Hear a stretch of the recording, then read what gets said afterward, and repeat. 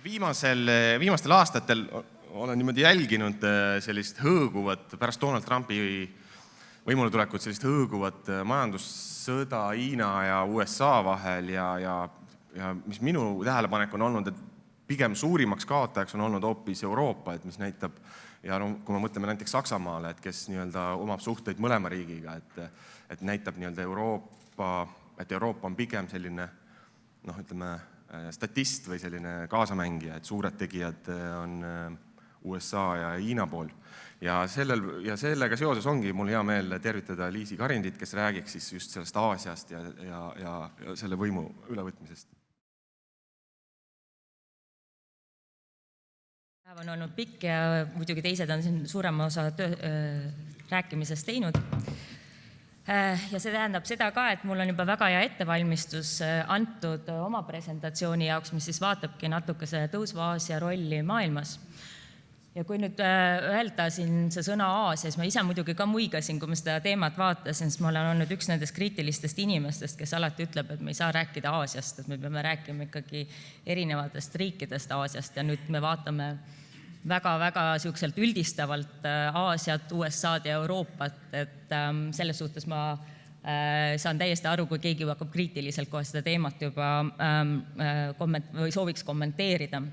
Et kindlasti on väga raske rääkida Aasiast kui väga ühtsest piirkonnast, kuid sellegi poolest saab mingisuguseid trende jälgida ja sellega me täna ka natuke tegeleme.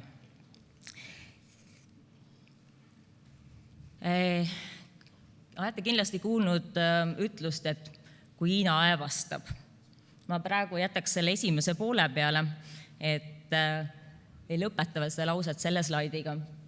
Mis juhtub siis, kui Hiina aevastab? Me just oleme jälgimas tegelikult ühte protsessi, mis on tulnud selle aevastamisega seoses. Ja selle protsessi nimeks on siis koroonaviiruse levik. Ja nii nagu ta sai alguse Hiinast ja algul tunduski, et see võib jääda Hiina keskseks probleemiks, nagu seda juhtus varem SARSiga, oleme nüüd täheldanud, et tegelikult see, mis sai alguse Hiinast, mõjutab meid globaalselt. Ja mitte ainult sellepärast, et see viirus kui selline on liikunud Hiinast välja. Võib-olla siin ongi jälle vahe SARSi ja praeguse koroonaviiruse vahel, et kui SARSi ajal oli globaliseerumise tase veel palju madalam, siis tänaseks me räägime tõesti väga globaliseerunud maailmast.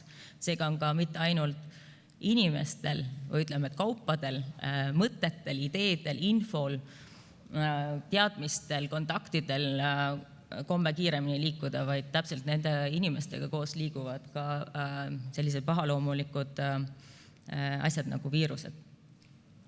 Aga teine asi, mis ma arvan, et näitas maailmale veel kord väga selgelt, et mida siis tähendab, kui see Hiina siis korra aevastab. Just selle globaliseerunud maailmamajandusega seoses märkasime me seda kõigepealt, ennem kui üldse viirus meieni jõudis ja see teema üldiselt meedias kajastust leidis, seda eelkõige oma tarneahelates.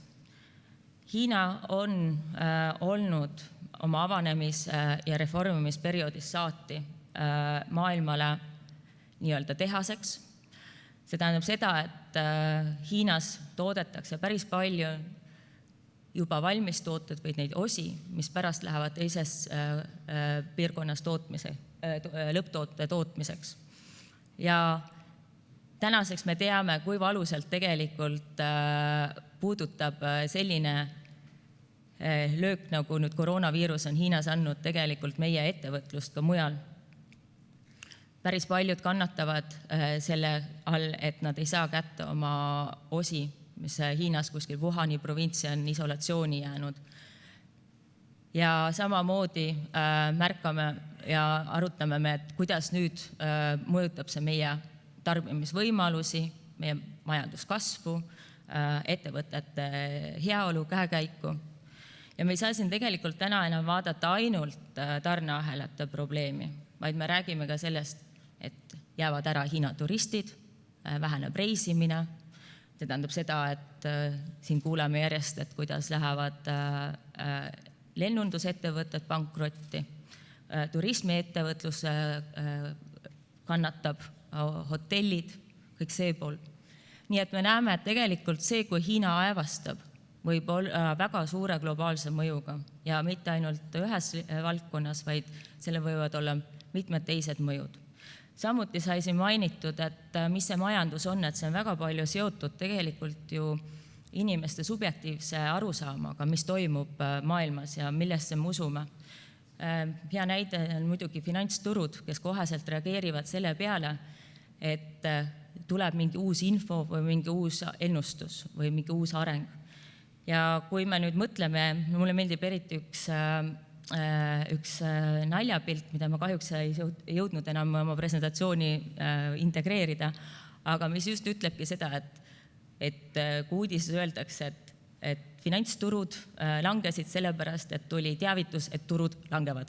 Et niimoodi nii subjektiivne tihti see, ütleme, et majanduses mõjutus võibki olla. Aga kui Hiina aevastab, mis juhtub siis maailmaga? Me võime öelda, et siis jääb maailm haigeks. Ja jälle vaatame korra koroonaviiruse potentsiaalset mõju. Ma olen täiesti nõus, et tegelikult keegi täpselt ei tea, mis need numbrid saavad olema. Aga ühed võib-olla kõige pessimistlikumad arvutused on tehtud Oxford Economics analüütikute poolt. OECD on olnud natuke positiivsem, ta on arvanud, et võib-olla kui 2019 oli maailma majanduskasv niimoodi 2,9%, siis kukume niimoodi 2,4% peale. Aga ka isegi OECD-l on olemas üks negatiivsem stsenaarium, kus nad ütlevad ka, et kui see epideemia ei jää ainult Hiina keskseks või ütleme ka piirkondlikult Aasia keskseks, vaid see levib üle maailma, siis on oodata isegi majanduskasvu langust 1,5% peale. Kuid ma arvan, et me saame kõik aru, et tegelikult ei oska praegu ei ükski asutus ega ükski ekspert päriselt seda protsenti ennustada. Sest nagu öeldud, need mõjutused, isegi parimad majandusmudelid, mis arvestavad nii ütleme kauba liikumist, finantsturgude ja inimressursiga. Siin on kaasa arvatud see, et kui palju saab inimesi surma läbi sellise viiruse leviku, kui ka seda, kui palju lihtsalt jääb tööd tegemata, sest tööjõud ei saa liikuda sinna, kus ta peaks oma tööd tegema. Siis üks asi on kindel, et kõik nõustuvad, et selline aevastamine Hiina poolt ei jää ilma globaalse mõjuta. Aga teine pool, kui me ütleme, et me kipume vaatama asju väga pessimistlikult, on ka selge, et nii nagu SARS ja küll jäi Hiina, jäi rohkem regiooni, möödus on ka loota, et optimistlikult loota, et ka see koroonaviirus möödub ja seejärel saab majandus uuesti taastuda. Nagu viirustega veel toimub, juhtub ka see ettevõtetega. Siin on palju just räägitud nii Euroopa Liidu kaubandustööstuskoja poolt Hiinas kui ka teiste riiklike kaubandustööstuskojade poolt, kes on teinud erinevaid serviceid, uuringuid oma liikmete seas, et kui hästi on ettevõtted olnud tegelikult valmis selliseks riskiks ja aus ülestunnistus paljude ettevõtete poolt oligi, et nad ei olnud oma tarneaheleid piisavalt mitmekesistanud. Ega see ei olegi lihtne võtta mitut näiteks Aasia turgu korraga ette, kui sa oled väikene või keskmise suurusega ettevõtte.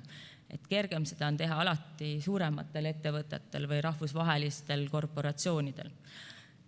Aga see kindlasti tähendab seda, et nii paljudki nendest väikese keskmise suurusega ettevõtetest hakkavad tulevikus ka tõsisemalt mõtlema selle peale, mida teha siis, kui maailmas hakkabki juhtuma selliseid olukordi, kus nende tarneahelad saavad löögi ja nad peavad olema valmis asendama seda, mida nad on muidu harjunud ostma sisse ühest kohast mõne teise tootmisvariandiga. Ja muidugi on ka juttu sellest, et kas on sellest kasu, et tuua tootmised tagasi sinna, kust ka toimub tarbimine, see tähendab meie endi piirkonda tagasi, ühesõnaga. Miks aga vaatamata sellele, et mis nüüd ettevõtluse otsused saavad olema, me jääme ja kui suur saab olema Hiina mõju maailma majanduses, nüüd selles konkreetses case'is. Hiinast me jääme siiski rääkima tulevikus ikka ja jälle, sellepärast, et Hiina osalus maailma majanduskasvus on endiselt suur ja jätkuvalt suur. Kui vaadata osalust ka Aasia puhul, mis on Aasia osa olnud majanduskasvus, siis keskmiselt on ta stabiliseerunud peale finantskriisi kuskil 42% peale. Need samad Oxford Economics analüütikud arvavad optimistlikult, et see nüüd lähiaastatel võib olla isegi 44% peal. Ja samuti ütlevad, et Hiina on ja jääb 28% peale. Nii et Hiinast me ei saa üle ega ümber. Ma tean, et Hiina on omamoodi saanud praegu vähem tähelepanu seoses sellega või öeldakse, et Hiina roll hakkab vähenema maailma majanduses, kuna nende majanduskasv aeglustub, et enam ei ole sellised imelised kahekohalised numbrid. Ja muidugi praeguse kriisiga seoses alandati majanduskasvu veelgi. Aga selle asemel on Aasia kontekstis tõusmas India, mis mingil määral, kui me räägime ainult kasvuprotsentidest, aitab Aasia rolli endiselt kõrgel hoida. Ja see, et nagu öeldud varem, et Hiinal kasvukiirus aeglustub, ei tähenda seda, et Hiina roll maailma majanduses kuidagi väheneks. Ja India kasvukiiruse suurenemine jälle ei tähenda seda, et ta saab asendada päriselt Hiinat meie jaoks. Ja millest võib-olla sellised majanduskasvud ju ka tulenevad, on tihti see, et mis on selle kasvumudeli alustaladeks. Me mainisime, et Hiina on olnud sellepärast maailma majandusele nii vajalik, et ta on olnud omamoodi tehaseks, maailma tehaseks. Aga teine pool selles stories on seesama tarbimiskultuur ja raha, mis on olemas inimestel, et tarbida. Olete kindlasti kuulnud Deng Xiaopingist, kes ütles välja lause Hiina reformide algusaastal, et to get rich is glorious. Seda on paljudes Aasia riikides inimesed võtnud neile väga südamelähedaseks teemaks ja eriti muidugi Hiinas. Ja see on järjekordselt, see on omamoodi siis jälle julgustanud Hollywoodi tegema sellest lausa filmi The Crazy Rich Asians. Kui varem Pariisis või Louis Vuittoni poodi jalutades või ütleme, et ükskõik millisesse luksusbrändi poodi jalutades vaadati lääneostja poole kui selle potentsiaalse kliendi poole, kes tuleb ja teeb oma kallid ostud brändipoes. Ja kui tuli keegi Aasiast, Hiinast, siis vaadati väga altkulmu, et mida ta sealt küll otsib. Siis tänapäevas on see kõik pea peale keeratud. Et kui tuleb Hiina klient, siis tal on hiinakeelne teenindus ja teda teenindatakse peaaegu esmajärjekorras, sellepärast, et teatakse, et see Hiina klient ostab mitte ainult ühte käekotti, vaid ostab neid 10. Samas kui läänest tulnud klient võib-olla ostab selle ühe koti ja lahkub sellega. Seega Hiina on ja jääb ka sellest vaatenurgast vajalikuks või üheks huvitavaks turuks ettevõtete jaoks, kes proovivad sinna ikkagi müüa oma tooteid, teenuseid ja mitte ainult seal ise toota. Vastupidi, nad viivad mõnikord oma tootmisse sinna just selle eesmärgiga, et kohalikustada tootmist ja olla juba turul kliendile lähemal. Ja McKinsey analüüsi kohaselt on hiinlased need, kes on valmis luksuskaupade eest suures koguses ka raha välja käima ja nemad moodustavad 65% luksustoodete turust. Nii et kindlasti nad jäävad ettevõtetele ja brändidele veel pikalt nii-öelda sihtrühmaks. Ja ka sai mainitud seda keskmist, et ei tasu vaadata alati seda keskmist kui seda määra, mis midagi päriselt meie, ütleme, et majanduse või olukorra kohta välja ütleb. Robertil on siin ka õigus, sellegi poolest ma valisin ka keskmise jõukuse jagunemise slaidi. Kui vaadata nüüd neid numbreid, siis muidugi 1% jõukureid Hiinas samuti ja Aasias on see, kes panustab väga tugevalt selle keskmise tõusu. Aga Hiina on üks neid riike olnud ka, kes on suutnud suure osa oma elanikkonnast päris vaesusest välja tuua.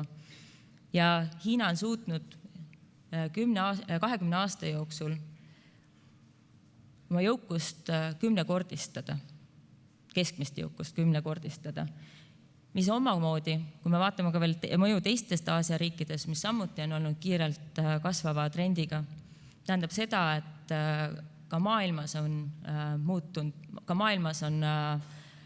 vaesus vähenenud ja ühiskonnad on muutunud jõukamaks. Ja ka riikide vaheline vahe on vähenenud. Nii-öelda jõukate riikide ja vähem jõukate riikide vahel.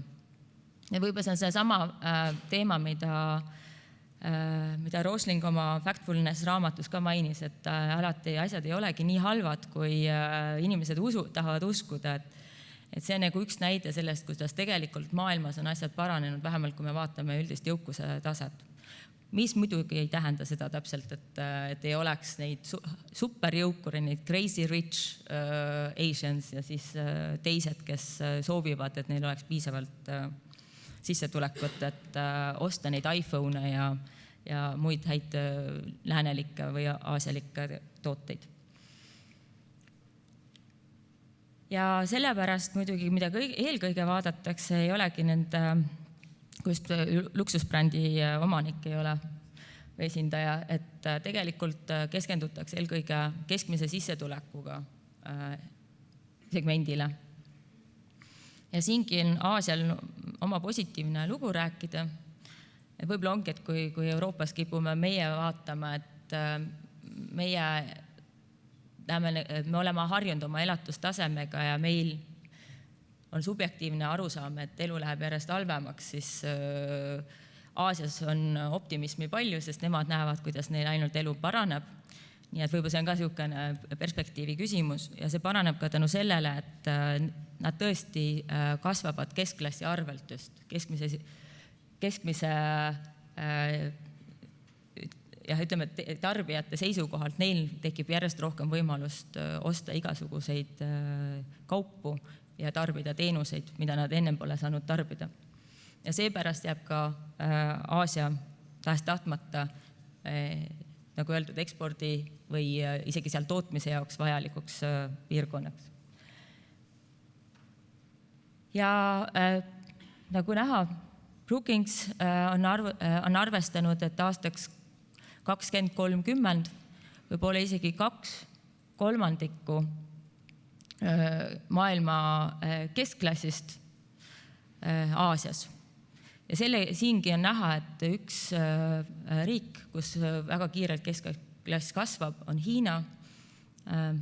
Arvestatud on, et 2020 on Hiinas juba 700 miljonit keskklassi inimest, kuuluvat inimest. Teisena muidugi jälle India. Kui ma ütlesin, et arvatavasti tulevikus võib kuulda Indiast isegi rohkem just tänu nende kiirele kasvuprotsendile. Samas turuna on kindlasti Hiina ka tulevikus tugevam. Igastahes võib küsida võib-olla õigustatult küsimust, et kas 21. sajand on siis Aasia sajand. Ja taas mõelda selle peale, et kes sealt Aasiast siis tegelikult seda liidrirolli haaravad. Kui räägitakse tõusvast Aasiast, siis mul meenub kohe, kui ma Tsinghua ülikoolis Pekingis õppisin 2007. aastal, üheks õppejõuks oli Yan Xuetong, kes on The Rise of China kontseptsiooni autor. Ja mul õnnestus talle kirjutada kodutöö teemal kelletõus, kas Hiina või India, mille ta õnneks heatahtlikult siiski heaks kiitis ja ma sain sellelt kursuselt läbi. Aga tol hetkel tundus imelik rääkida Indiast kui konkurendist Hiinale. Ja nagu öeldud, täna tundub see täiesti mõistetav võrdlus ja Indiat võib-olla räägitakse tulevikus isegi rohkem kui Hiinast. Aga mida siis selle Aasia sajandi saavutamiseks võib-olla on ADB välja toonud, et kuidas võivad need stsenaariumid erineda, kas see saab olema Aasia sajand või mitte. Ja mida eest hoiatatakse, on niinimetatud keskmise sissetuleku lõks. Ja siin on 2 stsenaariumit. Ühe stsenaariumi kohaselt, kui Aasia riigid suudavad õppida Ladina-Ameerika riikidelt ja me teame, et ADB koos teiste pankade ja arenguorganisatsioonidega teeb päris palju tööd just selle nimel, et tuua selliseid globaalseid kogemusi tagasi Aasia riikidesse ja aidata sealsetel valitsustel ja institutsioonidel üle saada nendest komistuskohtadest. Ja kui neil õnnestub ehitada oma ühiskonnad ja majandused üles sel viisil, et nad pääsevad sellest keskmise sissetuleku lõksust, siis tõepoolest on nendel potentsiaali olla üle poole maailma majandusest. SKT-ga siin on jälle arvutatud 174 triljonit $. Kui aga nad sinna lõksu satuvad, siis eeldatakse, et nende SKT jääb ainult 65 triljoni $, ulatusse, mis tegelikult sissetuleku kohta, inimese kohta, nüüd PPP alusel, on vahe kuskil 40 000 ja 20 000 vahel, nii et poole võrra. Muidugi Aasiast me hakkame ka siis sel juhul rääkima endiselt, sest protsentuaalselt nad mängivad endiselt suurt rolli, kuid kas just Aasia sajandist, see on teine küsimus. Ja mis on need nõrgad kohad, kus siis öeldakse, et Aasia võib jääda mitte küll kaotaja rolli, aga ütleme, et pidama sellesse arengufaasi, mis ei lase neil kasvada sajandit määravaks jõuks. Eelkõige tuuakse muidugi välja, ja me oleme seda tihti kuulnud, on innovatsiooni võimekus. Sellepärast, et Aasiat seostatakse eriti jälle Hiinat eelkõige kopeerimisoskusega kui innovatsioonioskusega. Ja seda on küll nüüd tulnud ka jutuks, et see on muutumas, ega siis muidu 5G puhul me ei räägi Huawei ohtlikkusest meie ühiskondadele. Aga üldiselt hinnatakse nende võimekust teha innovatsiooni siiski veel väga madalaks. See on ka seotud haridusega. Haridus, jah, Aasias asuvad mõned kõige paremad, maailmas parimad ülikoolid, aga nende haridus üldtase siiski ei soodusta veel selliste, ütleme, sellise kvalifikatsiooniga inimeste tööturule liikumist, mis aitaks kaasa innovatsiooni tekkele, mis oleks seotud oskustööga, parema kvaliteediga.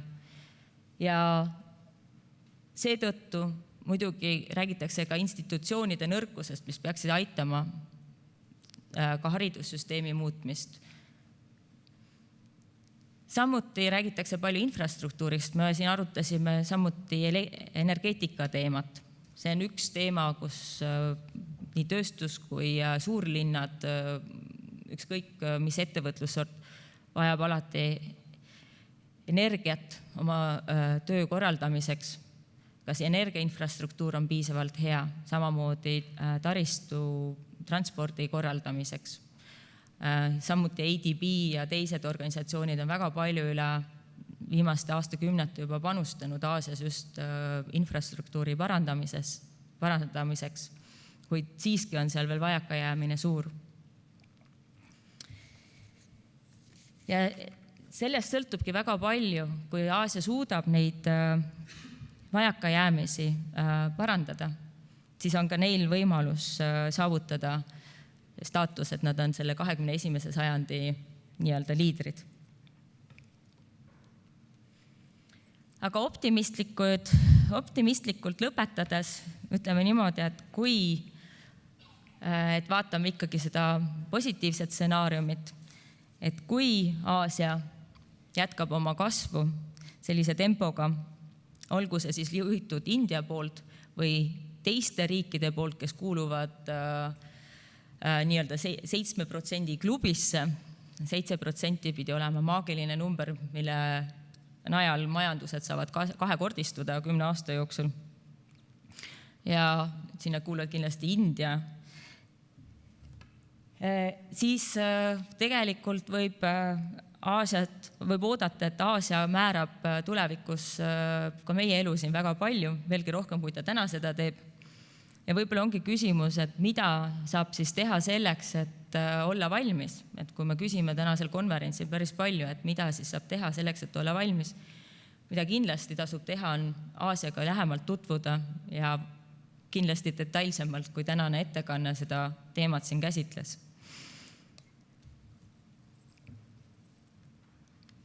Aga et lõpetada Ian Goldini sõnadega, Maailmapanga asepresidendiga, et tänaseks võib öelda, et jah, kui Hiina aevastab, jääb maailm haigeks, aga kui USA jääb haigeks, siis sellest maailm palavikku ei saa enam. Nii et aitäh kuulamast ja ma loodan, et tuleb siis hea kohvipaus.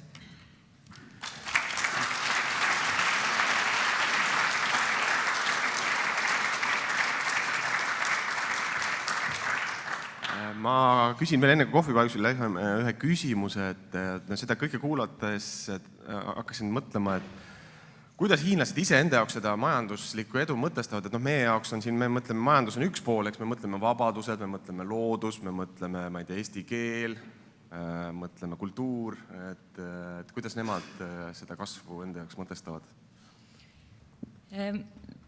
Nad on vaadanud muidugi majanduskasvust rääkides, kui samamoodi tuleme mudelite juurde tagasi, et kui eelnev mudel oli just tootmisel ja ekspordil, siis praegune mudel vaatab eelkõige tarbimist poolt. Et kui nüüd seda kasvu mõtestamist, et selle nad on enda jaoks nii-öelda alustalad sedapidi paika pannud, kusjuures eksport jätkub endiselt, nagu ma ütlen, et ega selles suhtes tarneahelates, globaalsetes tarneahelates ka midagi ei hakka muutuma nii kiiresti. Aga nad vaatavad Hiina ühiskonda või nad on pannud omamoodi eesmärgi, kuidas nad mõtestavad lahti, milline võiks olla siis see Hiina siin aastal 2050. Siis nad muidugi eeldavad, et nende inimesed on heal järjel, et nad näevad seda väga tähtsa osana, nad on lubanud, kui te teate ju, et kommunistlikul parteil on niisugune keeruline roll selleks, et püsida võimul ja olla legitimeeritud jõud poliitikas, on nad omamoodi loonud ühiskondliku pakti, seda nimetatakse niimoodi nüüd teadusvaldkonnas, et nad peavad tagama rahvale heaolu, nende elujärje paranemise selleks, et nii-öelda siis legitimeerida oma võimulolekut. Ja siin vaadatakse muidugi keskkonnateemasid, just seesama, miks on Hiina muutunud kallimaks tootmiskohaks, kui ta varem oli. Need otsused on tehtud ära, need diskussioonid toimusid 2000. Aastate algul juba, kus Hiina esialgu veel ei suutnud kohe teha otsust, et nad nüüd rakendavad karmimaid seadusi ja reegleid, keskkonnakaitseks ja tööjõukaitseks ja nii edasi, need samad teemad, mis said nimetatud, et tootmine liigub kohtadesse, kus võib-olla tööjõudu, kus töötajaid töötavad väga ebainimlikes tingimustes. Aga Hiina tegi need otsused lõpuks ära, need rakendasid uue töölepingu seaduse, uue keskkonnaseaduse aastal 2008 ja hakkasid väga jõuliselt ka neid läbi suruma. Ja see sundiski päris palju ettevõtteid uksi Hiinas kinni panema, liikuma siis nii-öelda teistesse odavatesse tootmiskohtadesse, Vietnami, Kambodžasse, Laosesse. Kusjuures ma olin Vietnamis sel ajal, kui see diskussioon sealses valitsuses siis lahvatas, et kas siis, kui nad nägid ära, mis Hiinas toimus, olles maailma tehas, et kas Vietnam siis tahab saada seda reostavat tööstust tegelikult endale, sest nad on millalgi täpselt sama probleemi eest, nagu Hiina oli. Aitäh!